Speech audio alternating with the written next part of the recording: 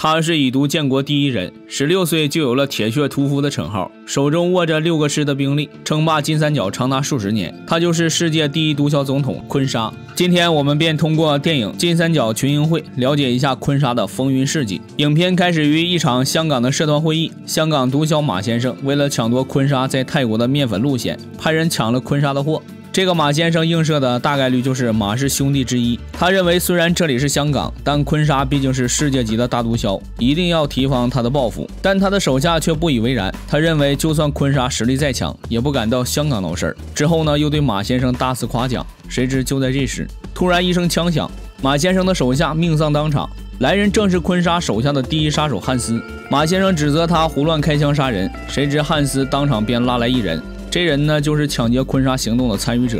面对证据，马先生无言以对，而汉斯也毫不手软，当场便将众人解决。这一段剧情着重凸显了坤沙的有仇必报、心狠手辣。但现实中呢，马氏兄弟并没有抢过坤沙的货，甚至他们和坤沙还是合作关系。当时抢坤沙货的并不是他们，而是大毒枭罗兴汉。坤沙汉名张其夫。1993年出生在缅甸善邦莫来山弄长大寨，其父亲是国民革命军老兵，母亲是汕族人，他原名张启富。张启富是其老师张凤祥为他改的学名。坤沙3岁丧父，5岁丧母，自幼在祖父和二叔的抚养下长大。后来坤沙加入缅甸当地国民革命军官学校，凭借聪明的头脑，很快呢便赢得了上司的喜爱，因而坤沙得以接触到当时革命军的匪差，帮助他们走私面粉。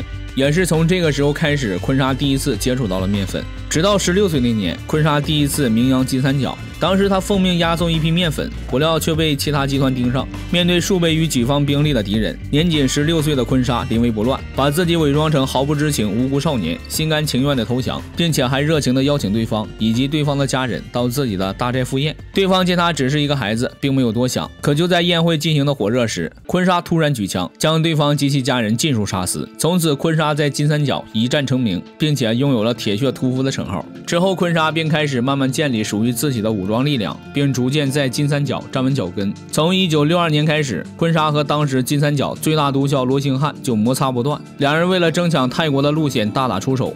1967年，罗兴汉联合国民革命军参军抢了坤沙的面粉，这便是影片开头的泰国路线爆发的争抢。但与电影中不同的是，坤沙并没有立刻做出行动，而是伺机蛰伏，并且罗兴汉抢的这批面粉到最后也并没有落到他自己手中，而是被老挝的毒枭温拉迪公给阴了。很快，坤沙的总参谋长张苏全便获取了罗兴汉准备从大里基出发赶往泰国边境的消息。这个张苏全是坤沙成功最关键的人物，就算说张苏全成就了坤沙也不为过。这个呢，我们后面还会讲到。张苏全立刻带人沿途设伏，在他的指挥下，坤沙部队很快取得了胜利。而这次他们抢的面粉竟然多达15吨。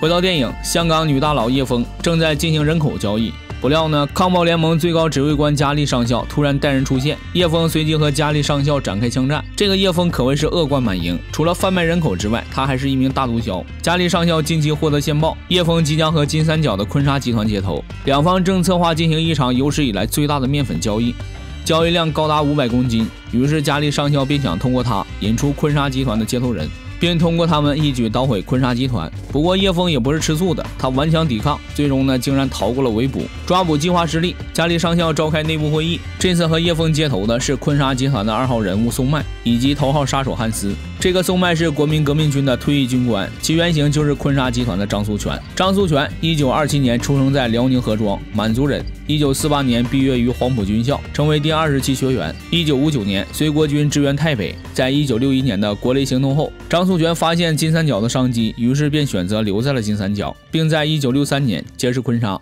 加入其集团中为其训练军队。致力于金三角研究的学者间流传着这样一句话：张苏全辅佐谁，谁就能称霸整个金三角。也正是有了他的加入，才使得坤沙在力量薄弱的时期得以和罗兴汉对抗。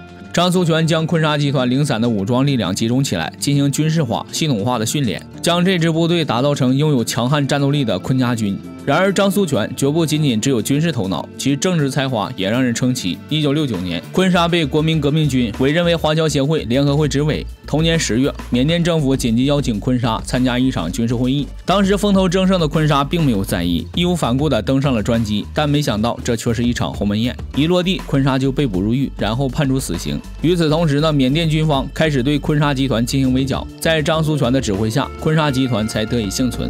逃出包围后呢，张苏权立刻着手营救坤沙。他打出革命军的旗号，声称坤沙之所以受到缅甸政府的针对，是因为他要为善邦人争取民族自由。此语一出，立刻在社会上引起了剧烈的反响。善邦人民立刻表示了对坤沙的支持。迫于舆论压力，缅甸政府不得已推迟坤沙的死刑。但尽管如此，依然不足以救出坤沙。他一面扩充武装力量，一面寻找机会。终于在1973年的泼水节，张苏权派遣一支武装小队潜入缅甸，绑架了2名苏联医生。起初这个行动呢，并没有引起苏联政府的足够重视，于是张苏权立刻采取了行动。他派人潜入各大城市，张贴人质的照片，声称苏联政府对苏联公民的安危不闻不问。此举再次引起了巨大的轰动。最终，苏联和缅甸迫于压力，只能同意张苏权的条件，将坤沙释放。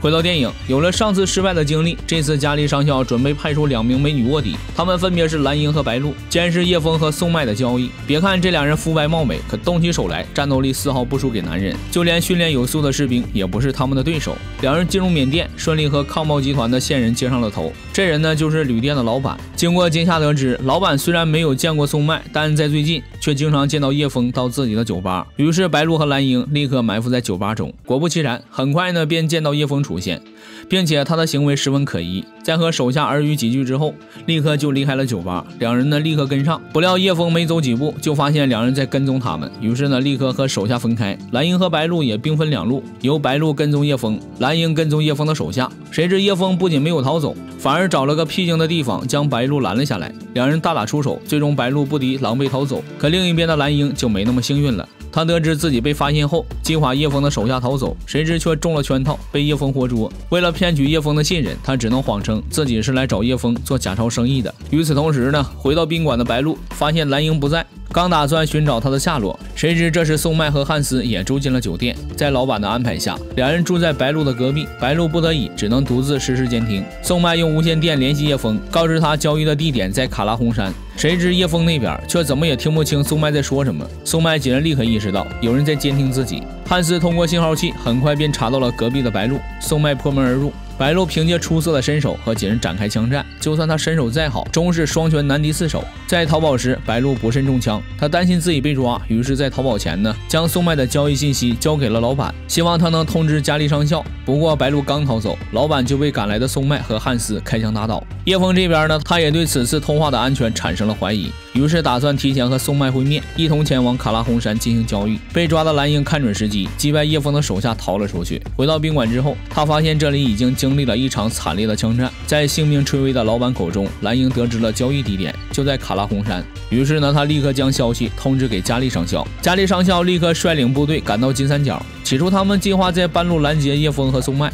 但他还是小看了金三角的武装力量。宋麦和叶枫凭借强大的火力成功逃走。嘉利上校不得已只能前往卡拉洪山。然而就在交易时，汉斯却生出了异心，打算黑吃黑吞掉叶枫的钱。他趁宋麦和叶枫不注意，拿起钱箱就跑。交易被迫终止，宋麦和叶枫呢暂时联手追杀汉斯。就在这时呢，嘉利上校终于率军赶来。有了上次的教训，这次他征调了大量的部队，凭借人数上的巨大优势，迅速将宋麦手下的武装力量打垮。蓝英和白露再次兵分2路，拦住准备逃走的宋麦、叶枫以及汉斯。这里呢，导演采用了慢镜头拍摄，将紧张的氛围以及李赛凤和大佬尤加利帅气的动作凸显到了极致。白露这边迅速结束了战斗，汉斯也被他一记手刀毙命，但蓝英这边却陷入了苦战。以1打2的他很快呢便陷入了劣势。好在白露及时赶来支援，宋麦和叶枫见一时难分胜负，便不再恋战。可他们还没逃出几步，就被嘉利上校率军包围。最终宋麦和叶枫成功被捕。影片到这里呢也落下帷幕。不过现实中的张苏权并没有被抓。在救出坤沙之后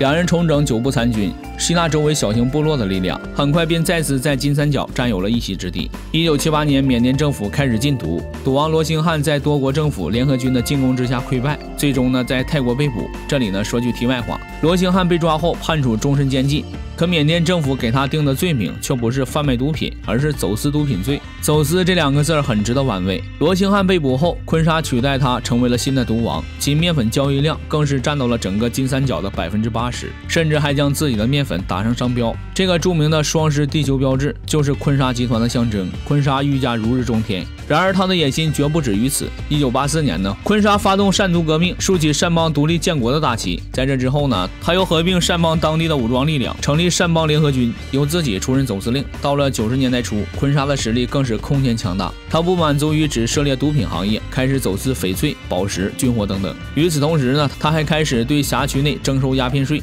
并在沿途要道设立关卡，征收各种税费。据传，想要在坤沙的辖区内经营一些营生，光是保护费就高达40%。1993年12月12日，坤沙的野心呢再次膨胀，他不顾张苏全的劝解，公开成立善邦共和国，并由自己出任总统。不料此举彻底激怒了缅甸政府，面对缅甸政府军的剧烈进攻，再加上内部集团的分裂，坤沙终于不敌。于是，在1990年1月5日率众缴械投降。坤沙被捕后呢，被缅甸政府软禁在仰光，于2007年10月26日病逝，死因不明。而他的总参谋长张苏全也一直被软禁在仰光，直到2011年逝世。这部《金三角群英会》是王振阳导演在1992年上映的作品。虽然电影有一个霸气侧漏的名字，但格局却和名字很不相配。在港片的黄金年代，这也只能算是一部泛之作。好在有李赛凤和大佬尤佳丽的颜值作为支撑。不过令人没想到的是，吴佳丽在电影中居然只是配角。本期的视频到这里就结束了，喜欢的小伙伴记得点赞加关注哦。